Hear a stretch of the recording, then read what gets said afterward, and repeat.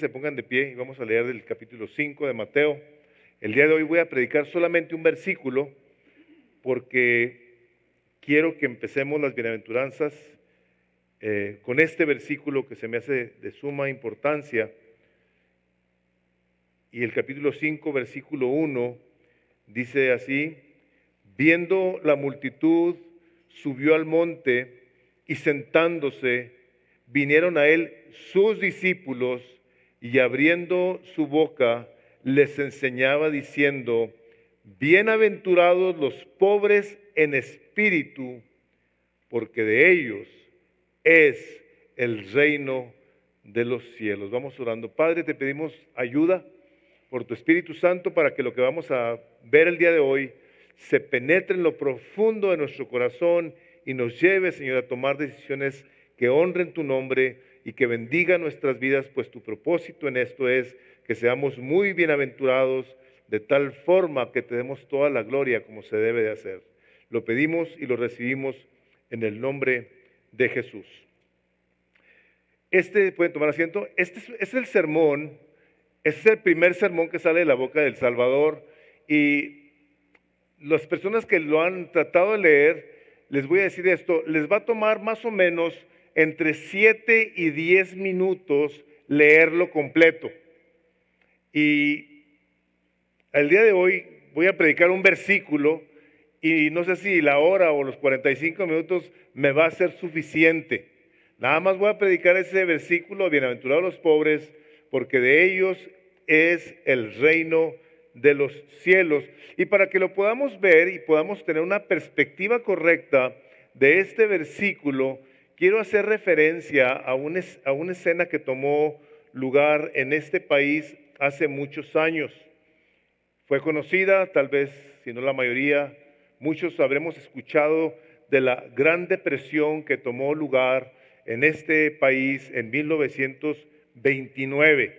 Esta Gran Depresión fue larga, fue profunda, fue trascendental, fue triste, fue algo desesperante. Empieza un 4 de septiembre de 1929, el mercado de valores empieza a tambalear de tal manera que llega el momento en el que el día 24 de octubre de 1929 el mercado de valores se cayó la bolsa de valores y pierde un 15% de su valor, trayendo a esta nación una tragedia que se conoce desde aquel entonces como el Jueves Negro. Siguió el viernes, siguió el lunes, siguió el martes, siguió cayendo la bolsa de tal manera que causó un desastre en esta nación. Y no únicamente en esta nación, los valores de la bolsa perdieron el 90% de su valor. O sea, ustedes se pueden imaginar tener $100,000 y de repente quedarte con una parte pequeñita de esos $100,000 que tenían 1,000, se quedaron con una parte pequeñita de esos 1,000. O sea, esta fue una tragedia que afectó a los países ricos y a los países pobres. Los bancos se vieron afectados de una manera terrible.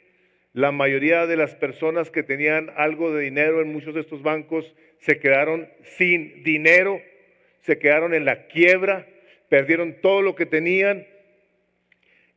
Los ingresos de las personas, la gente se vio afectada en sus ingresos hasta en un 40%. El desempleo llegó en este país al 25%. Imagínense esto, 1 de cada 4 estaban sin trabajo. En otros países llegó hasta el 33% y causó un estrago terrible a muchísimas personas. Se perdieron en aquel entonces, que el día de hoy lo oímos y decimos, está lleno de personas que tienen esa cantidad, no lleno, pero hay muchísimas personas que tienen $1 billón. Se perdió $1 billón, el equivalente a 16 billones de dólares el día de hoy. Pero dices tú, no fue tanto. Nomás para que se den una idea, 300,000 empresas quebraron en este país. 300,000 compañías cerraron.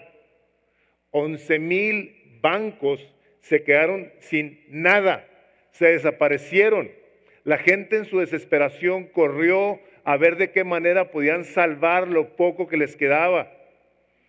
Cientos de familias, miles de familias, se quedaron tan pobres que no pudieron pagar sus casas, al grado de que fueron expulsados de ellas, los sacaron, los dejaron en la calle, empezó la gente a vivir en carros de tren, en centrales de camiones, de trenes, etcétera, abajo de puentes, empezaron a vivir destituidos completamente.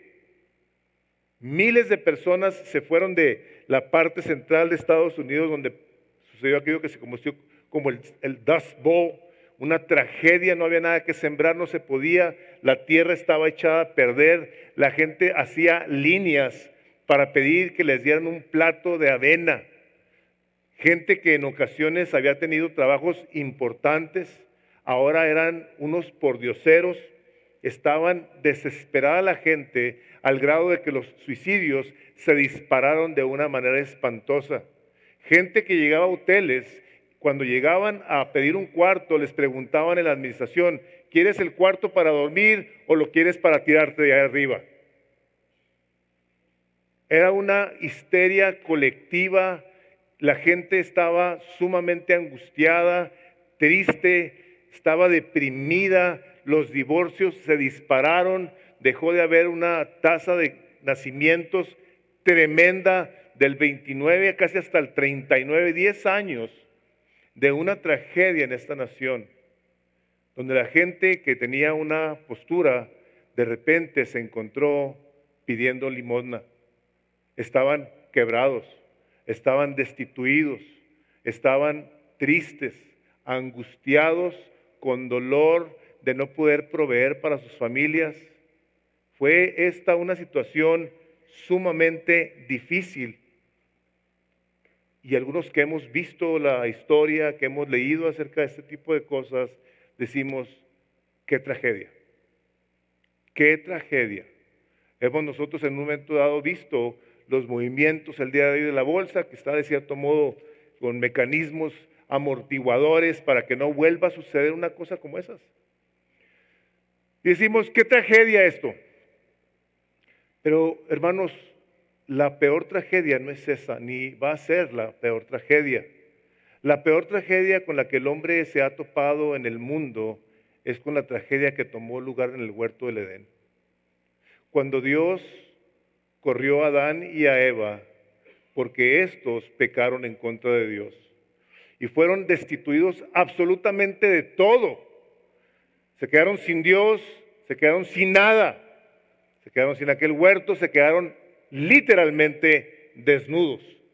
Empezó la angustia, empezó la culpa, empezó el temor, donde decía el Señor, ¿dónde estás, Adán? Dice, tuvimos miedo y nos escondimos.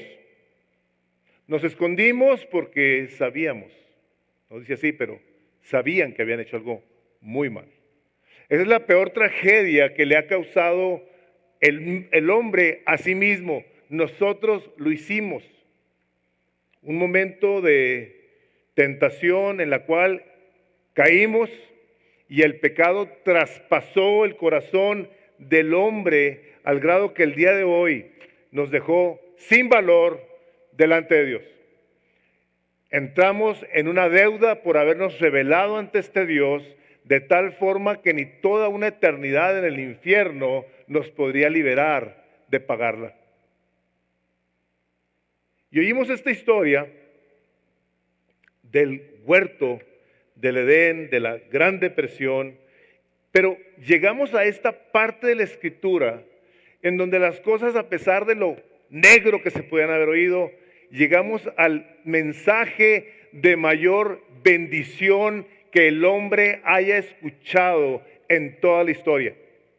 El primer sermón del Señor Jesucristo, acabando el Antiguo Testamento con la maldición de Malaquías, empieza Jesús diciendo, bienaventurados, benditos, gozosos, alegres, llenos de esperanza, bendecidos por Dios.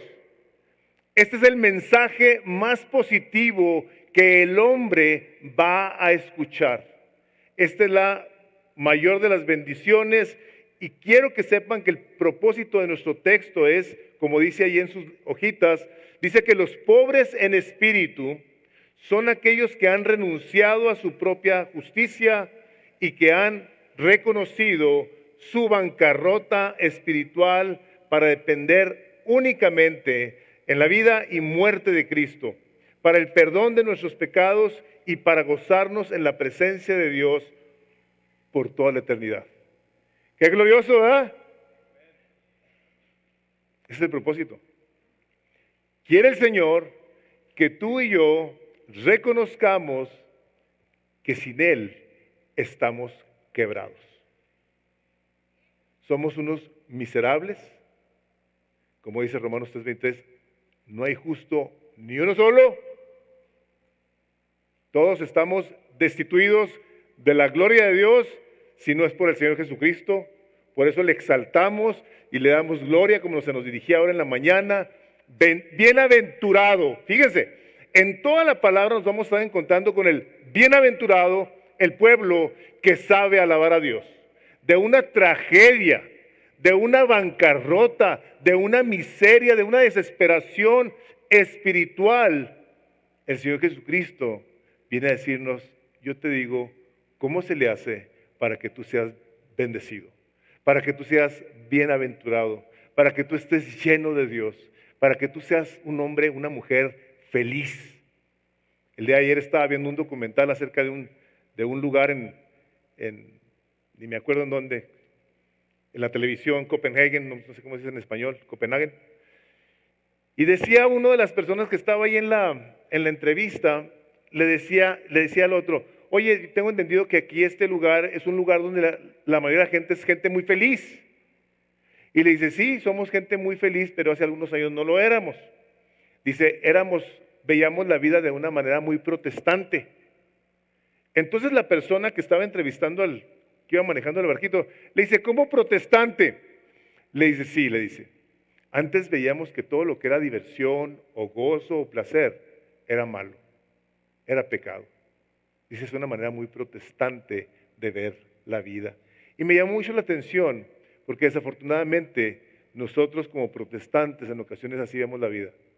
No hay gozo, no hay placer, no hay un deleite, no hay alegría. Cuando el Señor Jesucristo, su primer sermón, dice, bendito, gozoso, alegre, así empezó. Y a nosotros, hermanos, nos debe hacer un eco en el corazón esta cosa. Nos debe de abrir los ojos, los oídos, el corazón, para que podamos recapacitar en la manera en la que nosotros nos conducimos en la vida. Y el día de hoy lo que quiero hacer es partir este versículo, lo quiero partir en 5 partes. Y lo primero que quiero que veamos es la prioridad de este versículo, la importancia. ¿Por qué empieza el Señor Jesucristo hablando acerca de que bienaventurados los pobres en espíritu? La prioridad de este versículo es que nos permite podernos ubicar de cierto modo, y quiero usar una analogía del béisbol. Los que no sepan cómo es el béisbol, al béisbol se le pega una pelota y te vas a primera base, si le pegaste bien y si no te la cachan o te queman. Y si vas a primera puedes pasar a segunda y a tercera y luego al home. Así está aquí esto. Si tú no vas a primera base, tú no vas a poder llegar a segunda base. Si tú y yo no entendemos el día de hoy la importancia de este versículo, no vamos a poder ver la trascendencia e importancia de los otros. Es la virtud más fundamental de la vida de un creyente. Esto es como alguien diría, este es cristianismo 101. Es lo primerito, ese es el más importante. Bienaventurados los mansos en espíritu, los pobres en espíritu, dice, porque ellos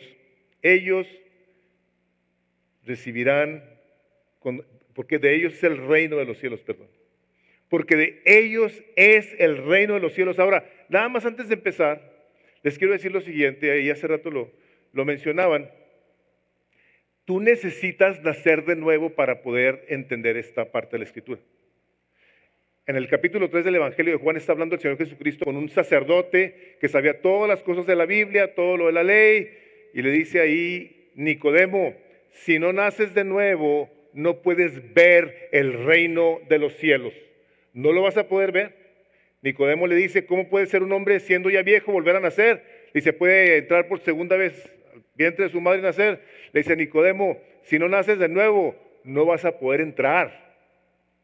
Por lo tanto, quiero que se quede esto en tu mente y en tu corazón, de tal manera que tú, si no eres una persona que haya nacido de nuevo, preguntes y te intereses en querer saber qué es nacer de nuevo. Nosotros, para poder entrar en este versículo, puse una nota aquí que dice, para que una persona pueda estar llena de la gracia de Dios, primeramente debe de vaciarse de sí mismo. Para poder nosotros empezar a entender el principio de que es un pobre en espíritu, es una persona que no tiene nada, está vacía, está quebrado, necesitado, desesperado, está deseoso de que Dios le tenga misericordia. Nosotros tenemos que ver cuál es el estado de nuestra alma en este aspecto. ¿Cómo es que nosotros nos vemos? ¿Cómo es que nosotros nos percibimos delante de Dios? Una persona, y nomás para dar un contraste, que no es pobre, es una persona que cree que es rica en el espíritu. Yo te voy a aclarar eso. No ora.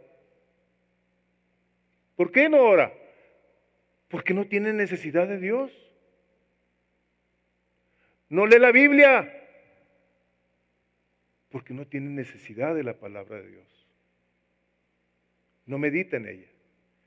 No la obedece. No la memoriza. No la comparte. Porque él tiene algo o ella tiene algo, pero a Dios no lo necesita. Es una persona que no ve su pobreza espiritual en la presencia de Dios. Es una persona que se cree rica. Y ahí nosotros tenemos que empezar a tener cuidado de cuál es nuestra postura cuando nos levantamos, cuando trabajamos, cuando hacemos lo que sea. ¿Para qué lo haces? Lo haces para la gloria de Dios, pues dice la palabra que para eso nos crearon. Pero si estos elementos no están presentes en nuestras vidas, entonces sí nos tenemos que cuestionar cómo nos sentimos delante de Dios. Es la prioridad. Tenemos que ver la prioridad, porque si no, no vamos a poder ver o entender la promesa. Como les digo, ahora la promesa es que todas las cosas en este mensaje tienen puras cosas positivas. Empieza con bienaventurados y dice, y termina porque de ellos es el reino de los cielos. Así empieza y termina con bendición. Buenas cosas, cosas más gloriosas. Una de las maneras de poder ver, y el trabajo que hizo Armando la semana pasada, se me hizo excelente su predicación, es de ver la palabra gracia, la palabra bienaventurado, perdón. La palabra bienaventurado tiene una connotación teológica también, que tiene que ver con el favor y la gracia de Dios. Una persona bienaventurada es una persona que ha recibido el favor, el amor de Dios de una manera redentiva. Una persona que ha sido visitado por Dios, cuyos ojos han sido ahora abiertos y ahora responde en gratitud, en servicio, en alabanza, en adoración, en entrega. Esta palabra bienaventurado, bendecido, contento, feliz, es todo lo contrario a maldito. Y en la palabra de Dios tenemos precisamente estos dos términos. En medio no tenemos nada. Lo que tenemos en medio, en la palabra de Dios, son los tibios. Y si es necesario que nosotros veamos qué es lo que piensa Dios de un tibio, dice la palabra que a Dios le da asco, que no es bendito y tampoco es de este lado. O sea, está en medio de los dos. Cristianos que en ocasiones son cristianos, pero también son mundanos. Hacen lo del mundo, hablan como el mundo, piensan como el mundo y en ocasiones también hacen esto. Lo mismo sucede con la palabra bienaventurado. Es una persona que ha recibido la gracia de Dios, el favor de Dios, y la otra es el estado emocional profundo en el corazón de una persona, donde hay una verdadera felicidad, un contentamiento sobrenatural, algo que no sucede, como se decía el domingo pasado, o se produce por las circunstancias de tu vida. Es algo que Dios en su misericordia ha depositado en tu corazón. Es algo que tú no trabajaste por ello, es algo en lo que tú lo único que has hecho es recibir de Dios. Y te digo, empezamos por principio de cuentas por estar quebrados espiritualmente. Porque de ahí lo que vamos a escuchar, como vi en el domingo pasado, para los que no estuvieron, era bienaventurado, bienaventurado, bienaventurado, bienaventurado. 8 veces bendito, bienaventurado, feliz, gozoso, contento. 8 veces seguiditas. Les digo, la Biblia, y ahorita lo vimos en la mañana, vimos cómo está lleno de ese deseo de Dios de permitirnos a nosotros escuchar de su boca, pero no solamente escuchar de su boca, sino experimentar en el corazón esta bendición de Dios. El Salmo 112, versículo 1 dice, bienaventurado el hombre que teme al Señor y en sus mandamientos se deleita en gran manera. ¿Qué piensas tú de los mandamientos de Dios? ¿Te deleitas con ellos o los encuentras gravosos? ¿Te causa problema obedecer a Dios, seguir sus caminos, adorarlo? Salmo 128, versículo 1. Bienaventurado todo aquel que teme al Señor, que anda en sus caminos. Hay una condición para nosotros poder ser bienaventurados. Por supuesto, primero reconocer que estamos pobres, quebrados, necesitados de Dios. Y una vez que reconocemos eso, entendemos, leemos la palabra de Dios y empezamos entonces intencionalmente a ver de qué manera lo obedecemos. Yo quiero, Señor, y esta debe ser parte de nuestra oración, yo quiero, Señor, ser un hombre, una mujer obediente porque quiero andar en tus caminos. Yo quiero hacer lo que tu palabra me enseña y esa es la manera, hermanos, en donde nosotros vamos a experimentar de esta bendición de Dios. Hay gente que dice, no, es que el cristianismo está bien difícil, está muy demandante.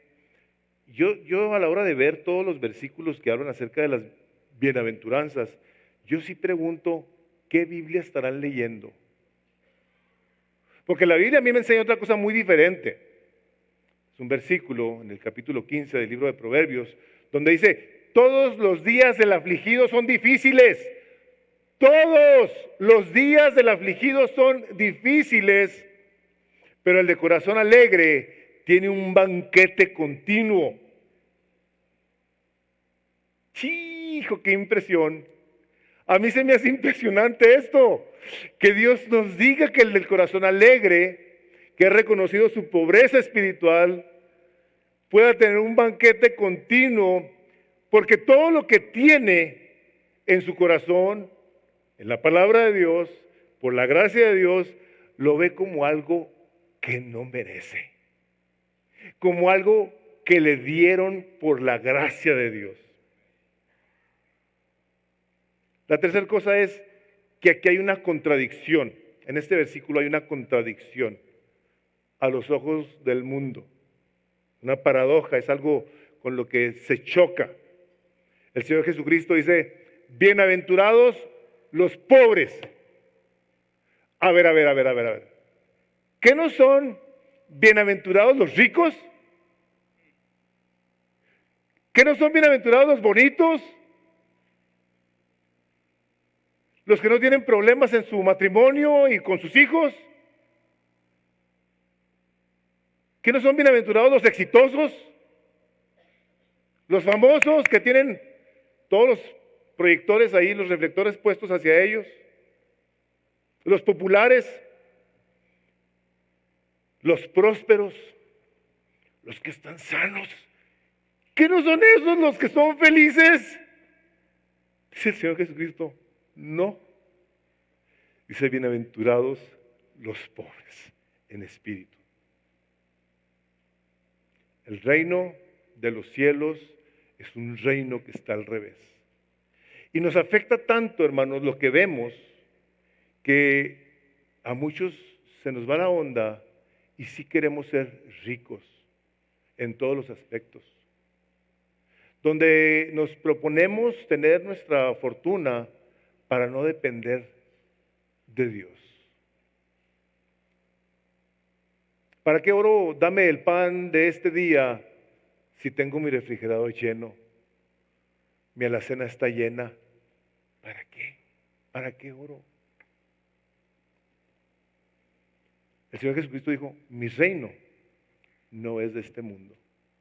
Lo que el mundo aplaude, hermanos, el Señor lo desprecia. Y al revés. Todo lo que el mundo anhela, todo lo que el mundo está deseoso, Dios lo ve mal. Si no es así, es al revés. Son precisamente los pobres los que en algún momento dado van a llorar por tener justicia, que se haga su voluntad. Son los que están deseosos de la presencia de Dios, los que van a decirle, Señor, yo no tengo a nadie más que a ti. A nadie más que a ti. Sinclair Ferguson, un predicador que vive el día de hoy, dijo lo siguiente: el sermón del monte frecuentemente es malentendido de tal manera, fíjense lo que dice ahí, que no lleva a las personas a ponerse de rodillas ante la sobriedad de su necesidad e incompetencia. Muchos dicen, me voy a esforzar por ser mejor. ¿Te vas a esforzar por ser mejor? Dios no te pide eso. Dios te pide que reconozcas que apartado de Él no puedes hacer nada. Ahí está el capítulo 15 del Evangelio de Juan, versículo 5. Apartados de mí, no podéis hacer nada. Por eso dependemos de su gracia. Dependemos de su favor, de su cuidado, de su misericordia. Y saben en ocasiones cuando empezamos a entender eso, cuando tenemos una tragedia en nuestras vidas. Cuando estamos enfermos, cuando estamos desesperados, que no hay trabajo, que no hay salud, que hay problemas. Decimos, Dios, por favor, ayúdame.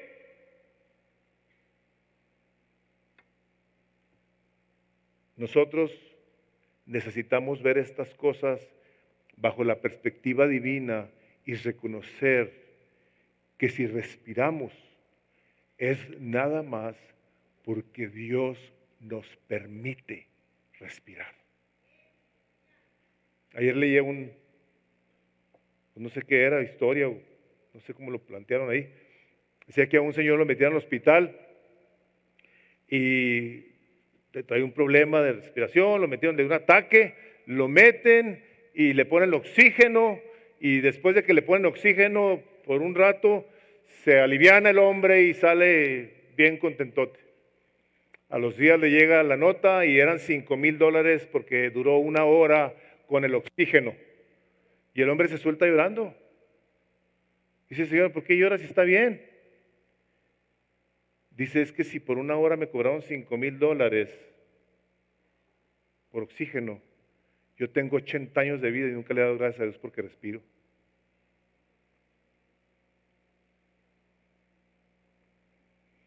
Ahora es importante que tengamos una foto de esto.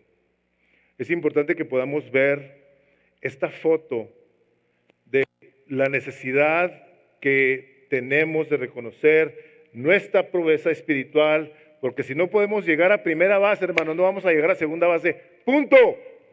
Hasta ahí llegaste, te poncharon. Tú no reconoces tu pobreza espiritual y tú estás ponchado antes de llegar a primera base y no vas a pasar. Y quiero decirles lo que no es pobre en espíritu, de acuerdo a lo que está aquí hablando. Por principio de cuentas, no es pobre económicamente. ¿Ok? Por principio de cuentas. No está hablando de eso. La palabra nos habla y nos enseña de dar a los pobres. Entonces, si nosotros le damos a los pobres y llegamos a aliviar a alguien a que se haga rico, pues prácticamente lo estamos maldiciendo, ¿cierto? Y si tenemos aquí ricos, pues hay que robarles lo que tienen para hacerlos bienaventurados, para disfrutar nosotros lo que ellos tienen aquí en la tierra y que ellos, pues lógicamente, disfruten en la eternidad. No es por ahí, no es por ahí.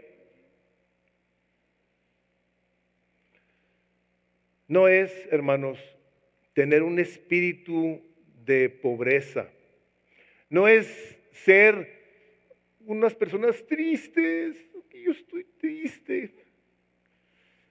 Gente monótona, seca, una vida aburrida, sin chiste. Está cansado, que no brilla. Una falsa humildad. Ay, pobrecito de mí, les ha tocado a esas personas. Aguas con esas personas, ¿eh? Si algún día te llega uno de esos, dile amén. Así te ves. Y más. Te ves gacho. Los pobres en espíritu, hermanos, son como aquellos pobres que viven en las esquinas de la calle, envueltos en ropas sucias, sin atreverse a levantar la mirada y que con vergüenza alzan sus manos temblorosas esperando que alguien misericordioso le extienda su mano bondadosa. Cuando una persona es pobre en espíritu, con toda la humildad del mundo, le pide a Dios que tenga misericordia de él o de ella. Es una persona que reconoce que no tiene nada. ¿Cuántas veces ha pasado en la vida que podemos ver aquellos que todo lo tienen y no hay absolutamente ningún placer, ningún deleite, ningún consuelo, nada? No tiene nada que ver con las riquezas físicas. A mí me trae a sobriedad cuando el Espíritu de Dios en el libro de Apocalipsis habla en el versículo 17 de Apocalipsis que dice, porque tú dices, yo soy rico y me he enriquecido y de ninguna cosa tengo necesidad. Esto me encanta. Y no sabes que tú eres un desventurado, miserable, pobre, ciego y desnudo. Ese es el Espíritu de Dios hablándonos, diciéndonos, tú que piensas que eres rico y que no tienes necesidad de nada, esto es lo que tú eres en mi opinión. Un pobre, miserable, desventurado, ciego y desnudo. Y se sigue diciendo el versículo, por lo tanto te recomiendo que de mí compres colirio para que te pongas en los ojos y puedas ver. Esos que dicen que no son buenos para nada, que no valen nada, que tienen ese espíritu de autolástima. Hermano, no se trata de eso. Se trata de reconocer nuestro espíritu, nuestro estado espiritual ante la santidad de Dios y ver nuestro portafolio y decir, yo no tengo nada. Él es el santo, Él es el poderoso, Él es el rey. Yo no soy nada, no tengo nada aparte de su misericordia. Él es santo, yo no. Y nos tenemos que arrepentir, hermanos, de lo profundo del corazón. ¿Qué si es ser pobre espiritualmente? Bueno, por principio de cuentas es reconocer que estamos quebrados espiritualmente, quebrados y quebrantados delante de Dios. De tal manera que lo único que podemos pedir es misericordia. Que lo que Él dice que nosotros somos, efectivamente así es, para que, como dice su palabra, para que en su presencia nadie se jacte. Un escritor, un teólogo de hace muchos años, A.W. Pink, decía esto: bienaventurados los pobres en espíritu. Dice que la pobreza de espíritu es lo opuesto a la disposición arrogante, autoasertiva y autosuficiente que el mundo admira y elogia. Dice, es el mismo revés de esa actitud independiente y desafiante que se niega a inclinarse ante Dios, que determina las cosas valientes y que dice, como dijo el faraón: ¿quién es Jehová para que yo obedezca su voz? Sí, ¿cómo le fue al faraón? Plaga tras plaga tras plaga, y acabó con la muerte del hijo del faraón y todo su ejército.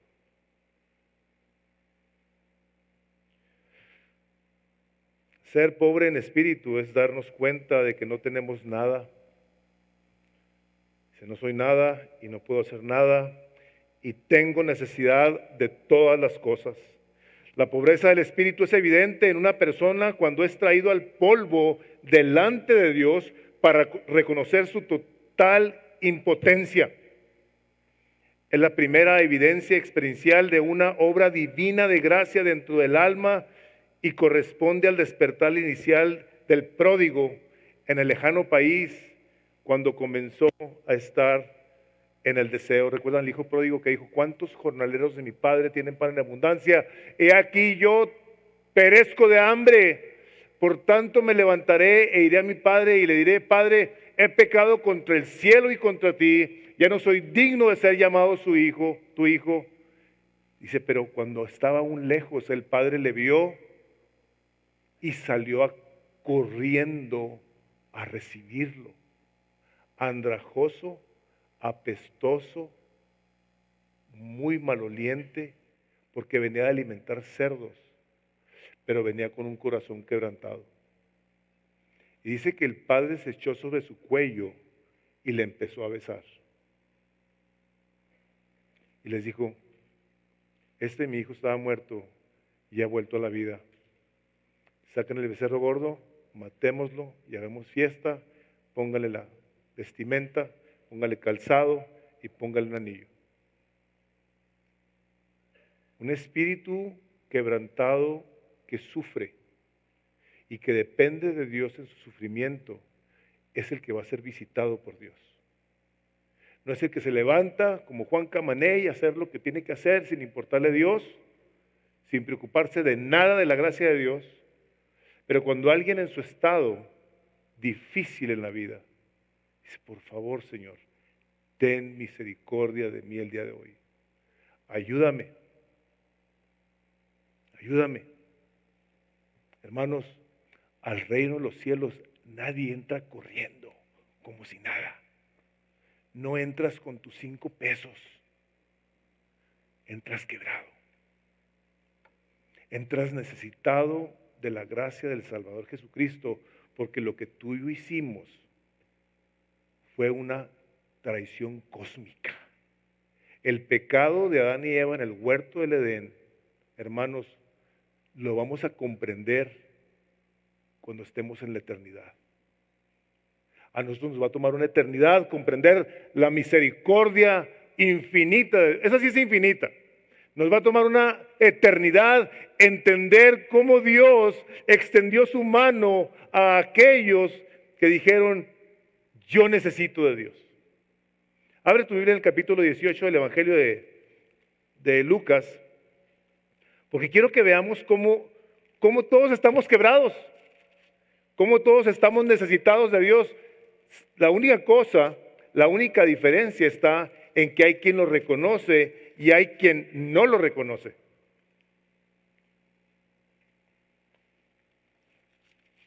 Lucas 18. versículo 9. ¿Listos? A unos que confiaban en sí mismos. Esos son los ricos, como justos, y menospreciaban a los otros. Dijo también esta parábola: 2 hombres subieron al templo a orar. Uno era fariseo y el otro publicano. En el original dice cobrador de impuestos. Era de lo más despreciado, lo más ruin. Dice el fariseo, o sea, estos que sabían todo lo de la Biblia, se la tenían bien memorizada, puesto en pie, oraba consigo mismo.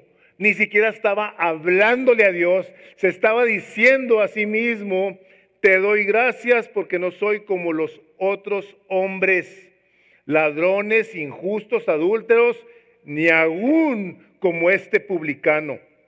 Ayuno 2 veces a la semana, doy diezmos de todo lo que gano. Mas el pecador, el publicano, estando lejos, no quería ni aún alzar los ojos al cielo, sino que se golpeaba en el pecho con esa seña de dolor, diciendo: Dios, sé propicio a mí, pecador.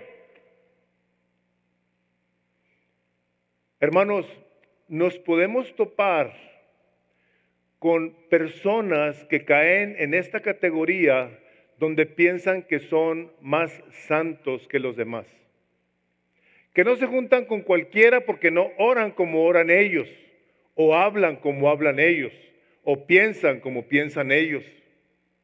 Se creen ricos porque muy probablemente estuvieron hasta en Aguana, sirvieron en la escuela dominical, llegaron a estar en el grupo de alabanza, en la bienvenida, la librería. Hacían muchas cosas espirituales, venían a los cursos de consejería, sabían mucho. Y veían a los otros mal, con menosprecio. ¿Les ha tocado ver gente que menosprecia en el cristianismo a otros hermanos? Cuando la palabra de Dios dice que Dios, el Señor Jesucristo dice que no se avergüenza de llamarnos hermanos. Pero hay una arrogancia, hay una altanería, una prepotencia de ciertas personas que se asocian nomás con ciertas personas porque son muy espirituales. Hermanos, todos somos pobres, nomás que aquí el fariseo, el que hacía todas las cosas espirituales, bajó de ese templo condenado y el otro justificado. Porque reconoció su necesidad de Dios y estaba como ese mendigo que dice que no se atrevían a levantar los ojos para ver. Ten misericordia de mí. Ese es el estado de tu alma. Así te conduces tú con Dios, o tú traes tu rollo, traes tus planes, traes tu futuro, traes tu vida ya ordenadita. Hermanos, nosotros tenemos que tener cuidado de todo lo que hacemos en la presencia de Dios, todo. Sobre todo, el tener que tener cuidado de cómo nos presentamos, por principio de cuentas, en su presencia. Y por último, en este versículo, Dios, el Señor Jesucristo, habla algo. Dice, porque el reino de los cielos es de ellos. De ellos. A ellos se les tiene reservado. Es para ellos. Una persona que ha reconocido su pobreza delante de Dios, el Señor Jesucristo dice, tuyo es el reino. Ese reino en el que la palabra de Dios dice en el libro de Romanos, este reino que donde no es ni la comida ni la bebida, sino es gozo y paz en el Espíritu Santo. Si tú eres una persona que aún no nace de nuevo, Tú necesitas al Espíritu Santo para que te abra los ojos y entonces tus prioridades cambien de tal forma que empieces a correr rumbo a primera base, que es empezando precisamente reconociendo el estado de tu alma. Y es que, hermanos, me puede mucho decirles lo que les voy a decir, pero se ha predicado tanto que tú eres el campeón, que tú no necesitas a nada, que tú nomás declares, que tú nomás confieses. Esto es lo que tenemos que confesar, hermanos, que somos pobres en espíritu. Esto es lo que necesitamos. Pedirle a Dios que nos tenga misericordia, como cuando Pablo le dijo, Señor, sáname, sáname, sáname 3 veces. El Señor le dijo, no, bástate mi gracia, que mi poder se perfecciona en tu debilidad. Entonces con mayor gozo me alegraré en mi debilidad, para que su poder se perfeccione en mí. La declaración, como diría A.W. Tozer, los bienaventurados que poseen el reino son los que han repudiado toda cosa externa y han desarraigado o arrancado de sus corazones todo sentido de posesión. Estos son los pobres en espíritu. Estos son los pobres en espíritu, aquellos que por el Espíritu Santo de Dios, su ayuda que nos guía y nos enseña, nos lleva a reconocer que todo lo que tenemos y todo lo que somos, como decía Pablo, lo somos por la gracia de Dios. ¿Dónde están? ¿Dónde están aquellos que reconocen su pobreza?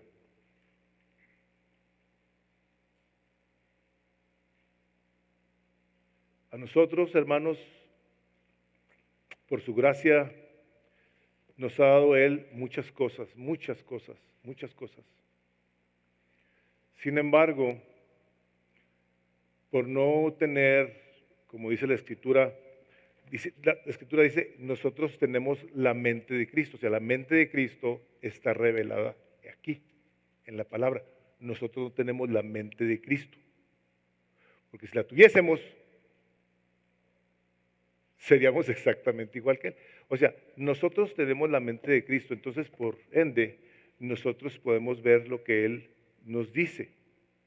Pero como no tenemos esta claridad, a los niños no les enseñamos a que sean agradecidos. Pareciera que les enseñamos a que son merecedores, que son dignos. Nada piden, por favor. Muchos damos por hecho todo y no agradecemos a Dios que nos da de comer, vestir, salud.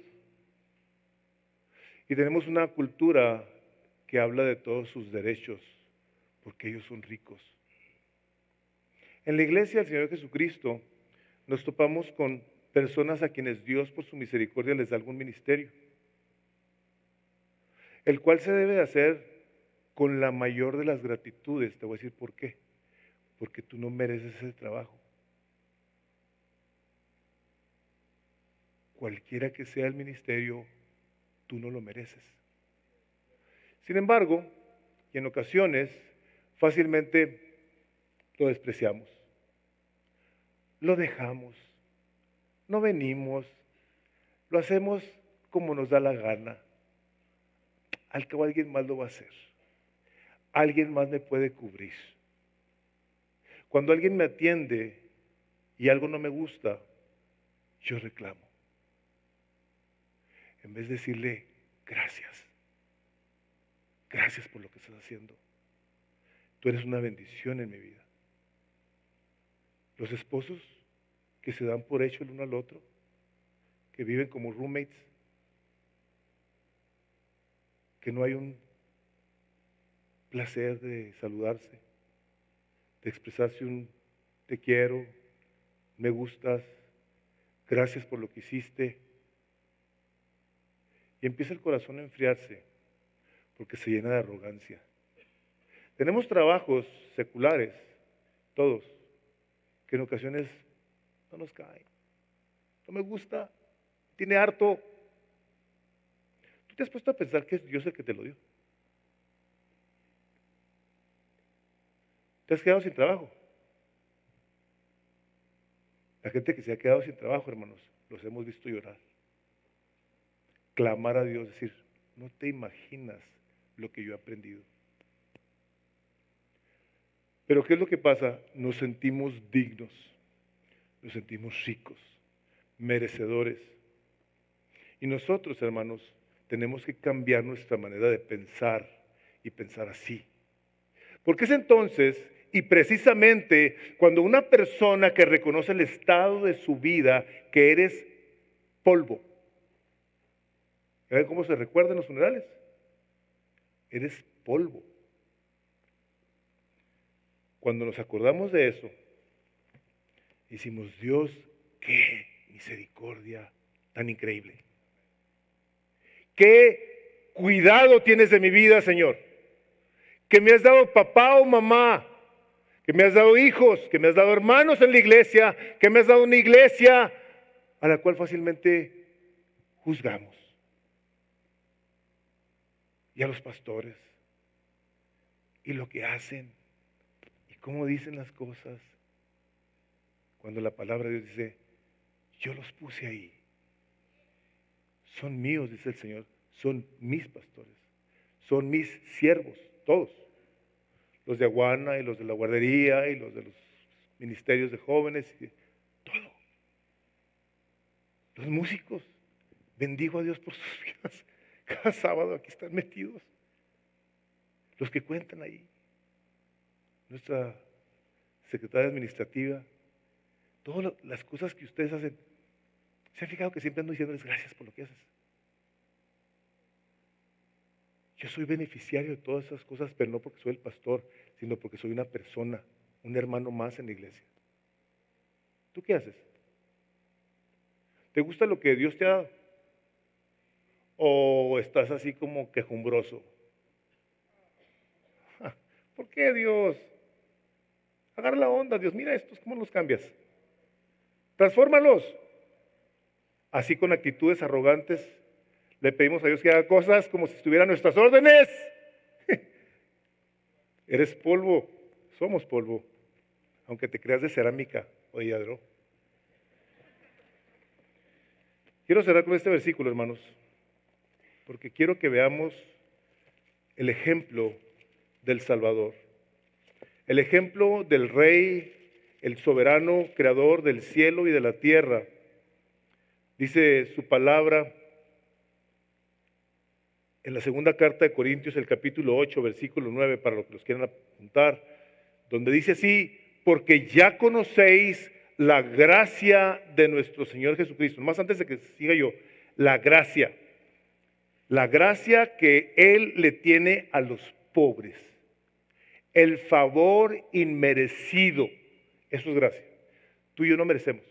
Por eso Dios usa la palabra gracia tan frecuentemente. Juan 1:16, el capítulo 1 del Evangelio de Juan, el versículo 16, dice, porque de su plenitud tomamos todos gracia sobre gracia.